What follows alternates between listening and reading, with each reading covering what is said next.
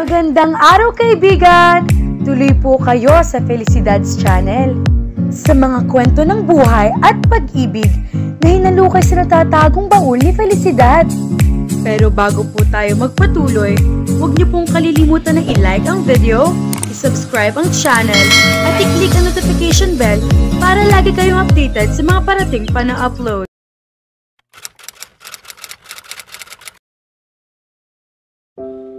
Halos isang oras din sina Paula at Grace sa barangay hall pero sa huli ay nagkaaregluhan naman.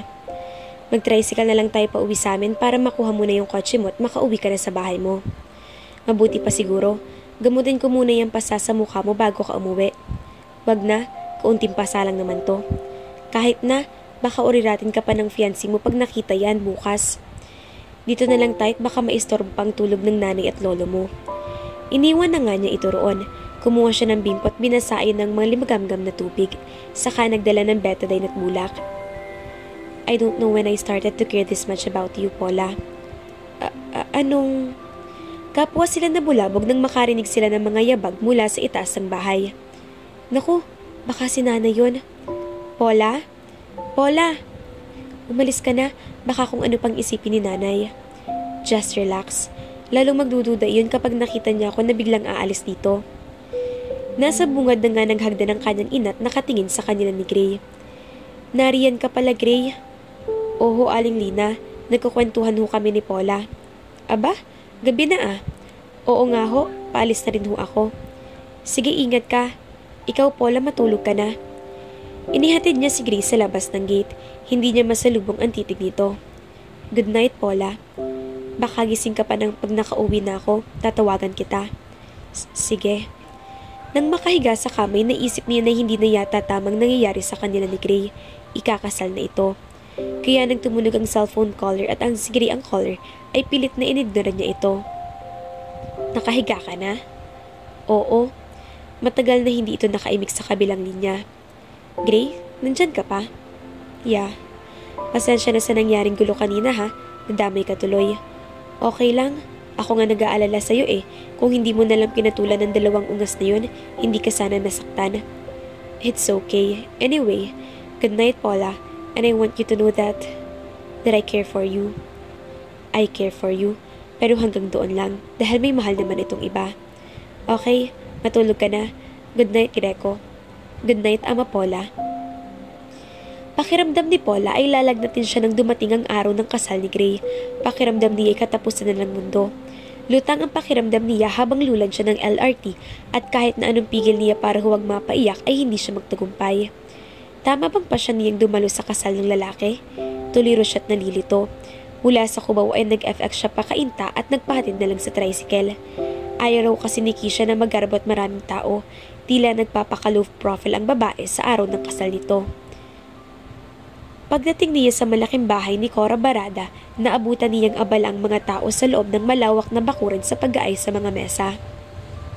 Kaibigan po ako ni Gray. Nasa loob po si Sir Gray, abala sa pag-aayos. Maupo na lang muna kayo roon, ma'am. Mamaya ipupuntahan na sa simbahan. Ininuro nito mga nakahilerang upuan sa gitna ng bakuran. Sa bandang sulok ng bakuran ay may pahabang mesa na kinatatampan ng mga regalo. Shete! Nasaan yung regalo ko? Tanging ang pekang long jump lang na dala niyang bag. Nasa po niya ang noo. Naalala niyang nasa tabi pa niya ang paper bag na kinalalagyan ng kanyang regalo noong nasa LRT siya. Ang malas ko talaga. Nasayang din ang kulang-kulang 400 pesos kong regalong yun. Naglakad siya patungo sa mesa. Okay na rin na hindi ko bitbit ang regalo ko. Baka itong mga regalo rito yaret at bahay ang laman. Nakakahiya lang kung baso ang akin. Na-curious siya kaya binutingting niya iyon. Saka niya napansin na walang card na nakakabit doon. Baka sa pagmamadali ng may-ari, nakalimutan na maglagay ng card. Bigla siyang napangisin ng umilaw na ideya. Nakangisi pa rin binuksan niya ang kanyang bag, naroroon pa yung dalawang extra na card. Kinuha niyang isa at nilabas ang kanyang cute na zebra ballpen. Nasa malaking silid ni Cora ang mga ikakasal na sina Gray at Kisha. Final touches na lang at matatapos ng pag-aayos kay Kisha. Si Gray ay kanina patapos ayusan. Nagkukwentuhan lang sila ng prospective biyanan na si Peter Zen. Sa kaibuturan niya ay gusto niya itong sakalin. Kapatid ito ng taong pumatay sa kanyang ama at ito ang magiging susi para mahanap nila si Jason. Matagal niyang hinintay ang pagkakataon na magkaroon ng tulay na maghahatid sa kanya sa kinaroroonan nito. Saka lang siya matatahimik kapag nabigyan na ng katarungan ang pagkamatay ng kanyang ama. Ang sabi niya kay Keisha ay upang makilala niya ang mga kamag-anak nito roon, suntok sa buwan dahil wanted na sila sa Malaysia. Handa ng lahat para sa okasyong iyon. Papunta na sila sa simbahan. Nakita na niya si Paula sa bakuran kanina, mag-isang nakaupo sa mga nakahilerang silya. Nang magtagpong kanilang tingin, nakikita niya na ang kakaibang lungkot sa mga mata nito. He wanted to run to her and hug her and tell her that he cared for her, na ang kasal nila ni Keisha hindi totoo, pero makakapaghintay yon. Ngayon pa lang ay kinocongratulate na kita. Sabi ni Paula nang lapitan siya pagkalabas ng bahay. Thanks, Paula. Napayakap siya rito. May gusto siyang sabihin dito pero hindi yun lumabas sa kanyang bibig. Di kalayuan sa Our Lady of Light Parish ay may isang itim na van na kanina pa nag-aabang. Lula niyon si Patrick Delen, kasamang 4 na bodyguards. Sa isa pang van na nasa bandang harap ng simbahan ay nakapwesto ang sharpshooter na tauhan niya. Tumunog ang cellphone niya. Ang caller ay iyong isa sa mga lookout na nakatambay sa labas ng bahay ng tiyahin ni Keisha. Boss, nakaalis na rito yung sinasakyan ni Keisha. White na BMW. Okay, copy. Get ready for... Ang subject ay nasa loob ng puting BMW. Yes, sir. Mula sa kinuupuan niya sa passenger seat ng van, kitang-kita niya ang pag-ibis ni Keisha mula sa kotse. Napakaganda nito sa simpleng off-white na trahe de boda. Ngunit, umismin siya. Sayang ka, Keisha. Kung hindi mo ko tinalikuran, hahaba pa sana buhay mo. Pero kailangan na kitang iligpit. Ilang segundo lang ay umalingaw-ngaw na ang putok ng baril. Kasunod niyon ay ang pagbagsak ni Keisha sa semento. Pagkatapos ay nagkagulo na sa paligid. Let's go, Romeo. Mabilis na utos niya sa driver. Alam na nito ang gagawin. Mabagal na pinaandar nito ang van palayo sa simbahan. Tulala pa rin si Paula nang makauwi sa bahay. Hoy, Ama Paula, okay ka lang? Bakit putla-putla ka? Anak, ano problema? Nay, nabaril yung mapapangasawa ni Gray. Ano? May bumaril sa kanya, natamaan siya bandang ulo, nagkagulong mga tao, isinugod sa ospital si Keisha. Diyos ko, kamusta ang lagay niya? Buhay ba? Hindi ko po alam, itetext ko na lang si Gray mamaya. Naku po, kamalas naman ni Greco, mababalo agad kung hindi makakaligtas ang babaeng yun. Hindi pa nga nagsisimula ang kasal nabaril siya bago pa makapasok sa simbahan. Sino naman kaya may pakana nun? Hindi ko po alam. Alas 7 ng gabi nang makatanggap siya ng reply sa pangungumusta niya kay Gray. Critical ang lagay ni Keisha. Ongoing ang investigasyon sa kaso. Alagaan mo si tatay ha? Pauwi ito sa Leyte. Opo, Nay. Hindi na niya hinintay na makaalis ang bus na sinasakyan nito at umuwi na siya. Inabala niyang sarili sa paglalaba para hindi niya masyadong maisip ang nangyari kay Keisha. Ikaw ba si Ama Paula Palikpik? Ako nga po. May warrant of arrest ka. Sumama ka sa amin. Ho? Diyos ko. Paulit-ulit na umalingaw-ngaw sa isip niya ang naunang sinabi ng pulis na dinakip siya ng mga ito sa suspetsya na siya ang utak sa pamamaril kay Keisha. Sir, ano ho bang nangyayari? Bakit ako naging suspect sa nangyari kay Keisha? Anong kinalaman ko sa kanya? Nabuksan ng mga katulong ang regalo mo para sa ikakasal.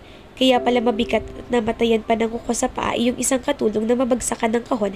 Anak ng teteng, lapid na pala ang regalo mo. Ho? Hindi naman ho siguro itatanggi ng regalo mo yun at may pangalan mo pa sa tarheta. Pero ang totoo po niyan, sa presinto ka na magpaliwanag, Miss Palikpik. Tara na sa sasakyan. Pero wala na siyang nagawa nang isakay siya ng mga ito sa patrol car. Kahit paano ay nag-alala rin si Grace sa kalagayan ni Keisha. Nasa ICU pa rin ito. Sir, may tawag ako mula sa isang pulis natin. Napasok na nila ang bahay ng isang Ama Paula Palikpik at may mga nakuha silang ebidensya na magpapatibay sa kasong isasamba sa kanya. Ama Paula Palikpik? Tama bang naririnig ko? Yes, sir. Siya ang suspect namin na mastermind na nangyari. Nang buksan ng regalo niya para sa inyo ni Vincent ay isang lapid ang laman niyon. Ayon sa investigasyon namin ay kakilala ninyo ang suspect, sir. Mas mabuti sigurong sumaglit kayo rito sa estasyon mamaya dahil on the way na sila patungo rito. Para siyang bibitayin habang nagmamaneho patungo sa police station. Si Paula ang suspect? Paano nangyari yun? Pagdating niya sa police station ay nalaman niya na nakakulong na ron si Paula. Gusto niyang tumakbo puntahan ito. May nakuha raw ang mga tauhan nito na tarheta sa bag ng dalaga na katulad ng ginamit ito para doon sa lapid ng regalo nito. Mga ebidensya nag-establish ng motibo ni Paula para gawin ang krimen laban kay Keisha.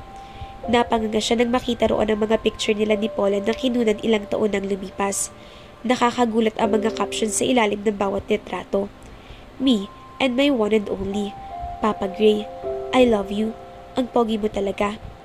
Namula siya sa huling nabasa. Kuha ayon na nakatapis lang ng tuwalya. Diyos ko naman, Ana Paula, sinong hindi magsasabi na hindi niya stalker ito? Mistula itong paparazzi sa dami ng stolen shots ito. May Photoshop pictures naman itong isang album. May picture doon si Iron Man pero mukha niyang nakalagay. Mukhang matagal nang may gusto sa'yo si Miss Palikpik at dahil sa ibig kanyang tinangka niyang ipapatay ang nobya mo at dumalo pa siya sa kasal para siguro saksihan ang mangyayari kay Vincent o para magbigay ng signal sa mga kakonsyaba niya. Dahil ayon sa investigasyon ay kasabay ng tiyahin ni Miss New ang suspect mo mula sa bahay hanggang sa simbahan. Nanlubo siya. Ultimo table napkin sa fast food na kinainan nila ay inipon daw ni Paula. Habang papalapit sa kulungan ng mga babae ay natanaw na niya si Paula. Bumikat ang kanyang dibdib. Palikpik, lumabas ka muna. Hindi tumugon si Paula. Gray? Shh. Everything will be alright, Paula. Hindi sa'yo ang galing ang regalong iyon, diba? Hindi sa akin. Naiwan ko ang regalo ko sa LRT at nang makita ko yung regalo na yung semester na walang card, nilagyan ko ng card at kunwari ay galing sa akin. Hindi ko man lang naisip na kaya pala ang bigat ng box na yun ay lapid ang laman. Gray, hindi ako kriminal. Ayokong makulong. Hindi ko kayang magpapatay ng tao. Sino naman ang uutusan ko? Saan ako kukuha ng ibabayad? Saka, basta, hindi ko kayang gawin yun. Tara, doon tayo mag-usap. Hindi ko magagawang ibinibintang nila sa akin, Gray, ni hindi pa nga ako nakakakita ng tunay na baril. Ano ba namang buhay ito? Alam ko yon. Saring nakinig na lang ako kay Ellie nang sabihin niyang huwag na akong pumunta sa kasal ninyo. Kung sinunod ko siya, hindi ako madadapit sa problemang to. Humagulhol ito. Tinangka niyang hawakan ng kamay nito pero mabilis na pumiksi. Napaka-masokist ako. Nagawa ko pang dumalo sa kasal mo kahit na alam kong masasaktan lang ako pero hindi sa paraang ganito. Kawawang Paula, mga kafelisidad, napagbintangan na siyang utak ng pamamaril kay Keisha. Makalaya kaya si Paula? Abangan!